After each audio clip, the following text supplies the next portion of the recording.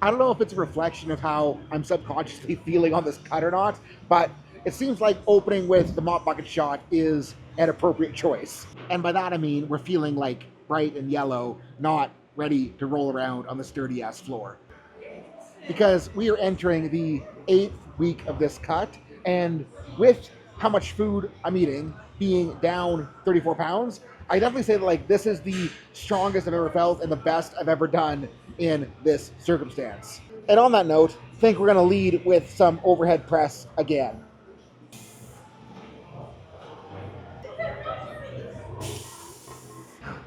And first couple warm-up sets felt like balls, so we'll go 205 and assess the situation.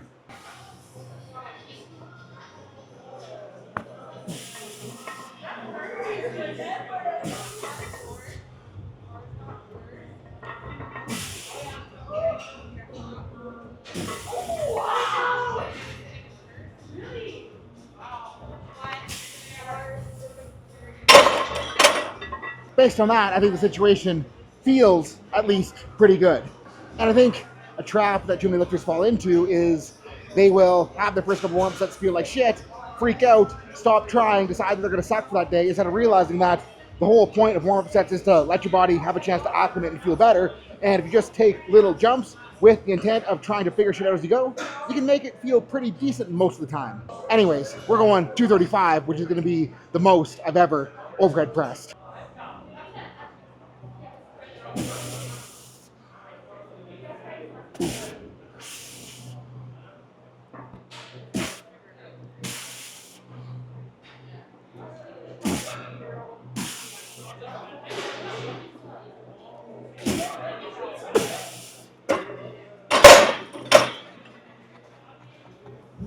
And yeah, I know, 235 for 5 as a all-time PR.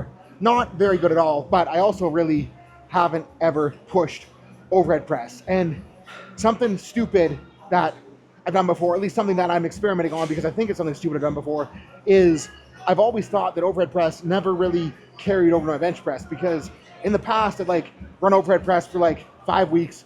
Overhead press would get way better in those 5 weeks just because I was actually overhead pressing for 5 weeks, and my bench wouldn't get better as a result of the overhead press getting better. But what I didn't realize, or didn't think of, or at least what I think I didn't think of, is that my overhead press was getting better just because I was practicing overhead press and I wasn't actually doing anything to get the shoulder stronger. So the current goal right now is to push overhead press long enough and hard enough that it actually gets hard and then actually has to like get stronger, not just improve technically, improve skill-wise.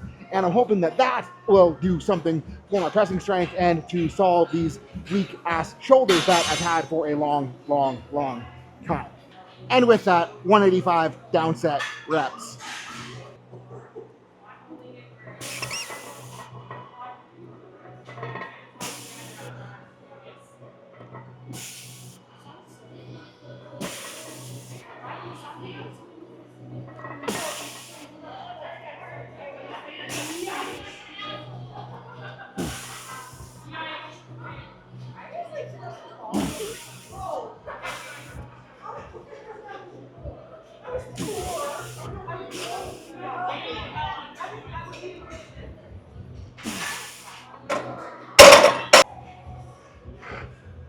And I think I'm only going to run 2 overhead pressing movements today. And I was going to say that means I should use the overhead machine that feels better on my delts, but that corner's busy, so I think we're going to use the other one.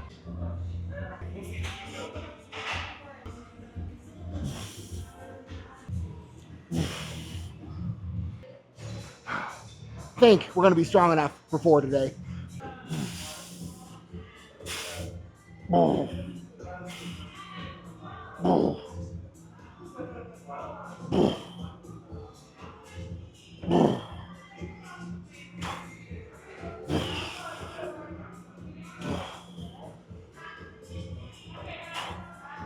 Oh.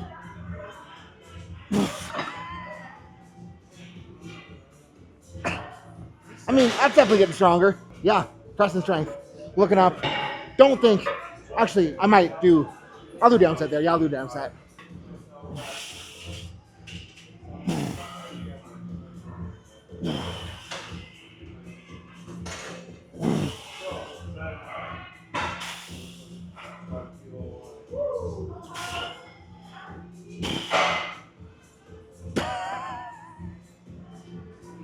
short rest got me. And before I go run some fluffy stuff for the shoulders, we're gonna do some dipping. And hopefully I don't need to feel as self-conscious about my range of motion this week.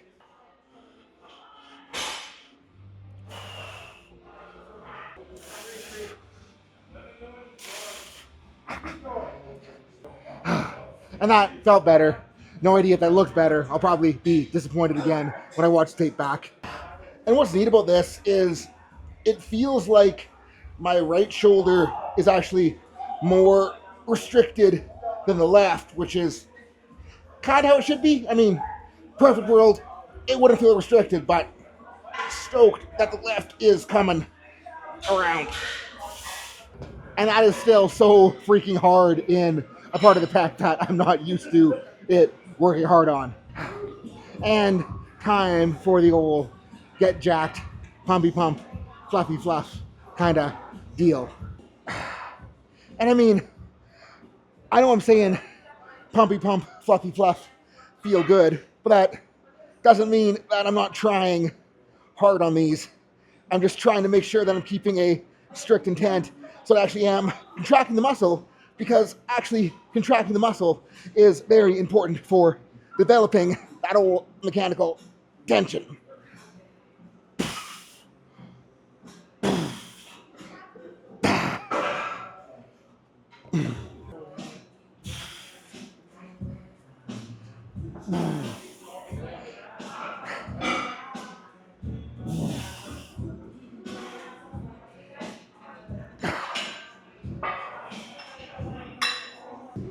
And a couple weeks ago I was leading this superset with the front raises, but then someone in the comments was whining about range of motion on the side raises, so we're leading with side raises, making sure that we're getting at least quarter decent range here, just so the comments can't complain too much. They'll still complain though.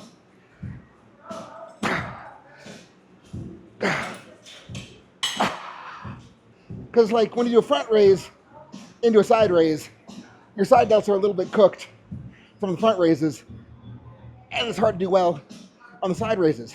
But when you run a side raise first, you can still go to town on the fronts if you grab a little bit lighter pair of dumbbells. And holy freaking guacamole, this is disgusting.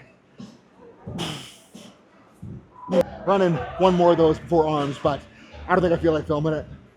And never mind, we're not doing arms because we still got rear delts to do, but we are going to do a little bit of improvising. And by improvising, I mean using this guy for dumbbell face pulls, because strongman area is busy with strongman doing strongman things right now. So this works. This actually works like probably better, because the frame of this thing prevents me from dropping the dumbbells straight down, which keeps a fuck ton of tension in the upper back.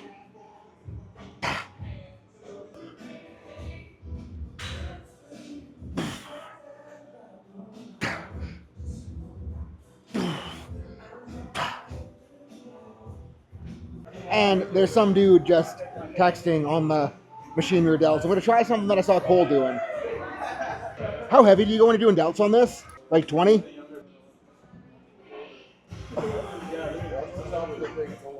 Okay. Yeah, that's gross. It's actually surprisingly nasty. Benefit of a busy gym is that sometimes you get to do stuff that you wouldn't normally do. I don't know, muscle confusion or something. Maybe movement variability, so I can make all the evidence-based people happy.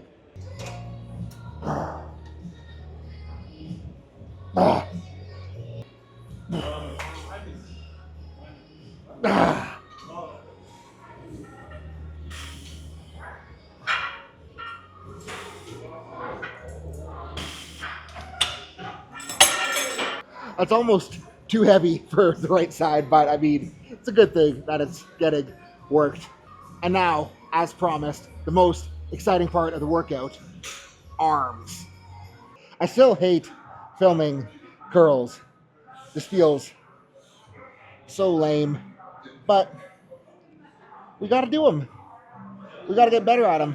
We got to grow some actual biceps so we can fill out a t-shirt and not get made fun of by children. And I've talked about this before, but I think like part of the reason why my arms and shoulders are underdeveloped is I've never really been excited about training arms and shoulders. I've been excited about training the things that move the power lift. So we just got to suck it up and do them. And like maybe as the arms kind of continue to grow, it might start getting a little bit more exciting. Like it's kind of fun to throw a double bicep in the mirror right now and see like, oh, they're kind of starting to pop. So we'll keep on it.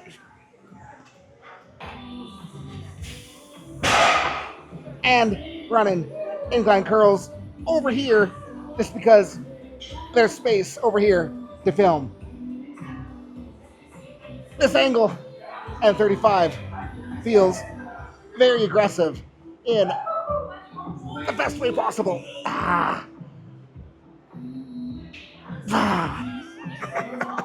Holy. At least I got like a handhold up top to stabilize me. Wow.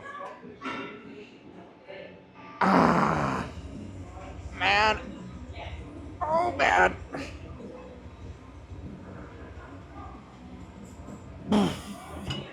I'll read Instagram comments sometimes because they're entertaining. And like maybe not the comment itself is entertaining, but like clicking on the profile when it's a really stupid comment is always fun. Like some dude was talking about how every exercise has a risk to reward ratio and the risk of an incline dumbbell curl simply isn't worth it. And then you click on the profile and dude has never lifted a weight in his life.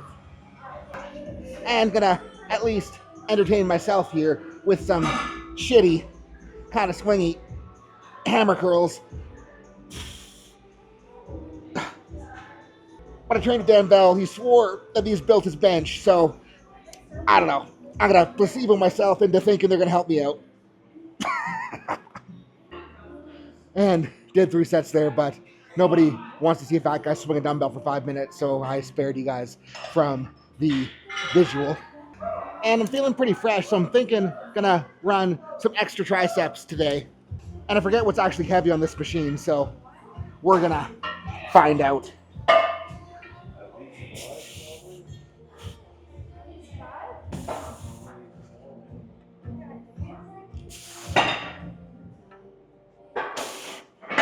Yeah, this is appropriate for the overhead extension.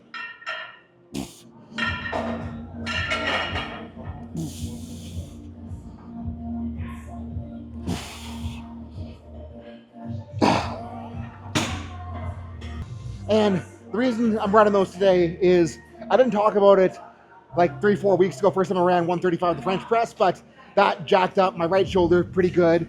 And then like it felt fine the next week and felt fine the week after. And then last week I felt good enough that I went 155 with the French press. And then that jacked up the shoulder the same way. So I'm just going to kind of expose it to that same kind of French press tension a little more often in hopes that it starts to do better with them. And it has been far too long since I've run the cable hip flexors. And the hips are kind of telling me that it's about time that I brought some back. And it feels a little bit nasty as I get to the bottom end, but that's kind of why I'm doing them. Oh. And the goal here is to really just try to get in that hip extension at the bottom, have a hard crank out of that lengthened position. It's going to help get that hip flexor stronger at hip extension, which is going to help it maintain more length and not be all tight and jacked up and icky, yuck, yuck. So just stitch the shoe. That's smart. But if you guys got tight hip flexors, 10 out of 10, recommend giving these a run.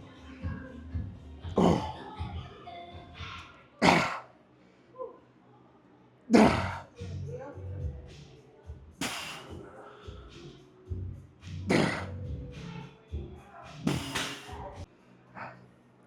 Yeah, and those always make hips feel absolutely fantastic. And am stoked with the day. It's almost like being below 280, kind of starting to see the light at the end of the tunnel. Like, I've only got another 20 pounds until I'm in range of cutting to 242, which means I've only got 40 pounds until I'm within range of cutting to 220. Like, I know I want to be lighter than that so I can afford to gain some weight into the meet before I have to water cut, but man, we are getting there. And this was like by far my favorite shoulder, upper body, overhead press type arm deal session, whatever the hell I'm calling this on the split day that I've had since starting the process. And yeah, looking forward to keeping the momentum going. Looking forward to keep trying to figure out how to make this cut work and stay as not weak as I possibly can, so that when the time comes to pull the trigger again, to be strong, it ain't gonna be that hard to get back. So stoked to be here, guys. Thank you for watching. Peace out. Have a good rest of your day.